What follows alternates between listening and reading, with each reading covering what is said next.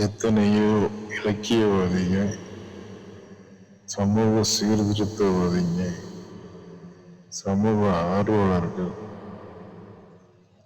பொதுநலவாதிகள், சுதந்திர போராட்ட தியாகிகள் எவ்வளவு பேர் இருக்கையில் அரசியலுக்கான ஒரு தலைவனை ஏன் சினிமாவில் இருந்து தேர்ந்தெடுக்கணும்னு நினைக்கிறீங்க? நடிகைக்கு கோவில் கட்டுறீங்க, நடிகனை காண துடிக்கிறீங்க, திரைப்பட மோகத்துல கிடந்து தவிக்கிறீங்க. இப்படியெல்லாம் நீங்க செய்யறதுதான் இது போல அசம்பாவிதங்கள் நடப்பதற்கு காரணமாயிருக்கு.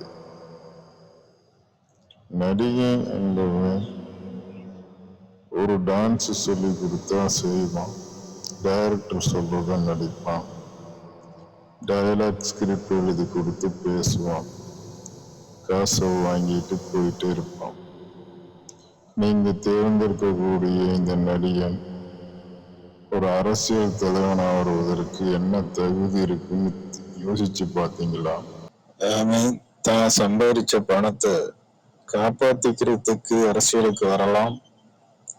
நடிகன் அப்படி இல்லைன்னா வேறு ஒரு கட்சி தனது சார்பாக அவனை களத்துல இறக்கி ஓட்டுகளை பிரிப்பதற்கு முயற்சிக்கலாம்.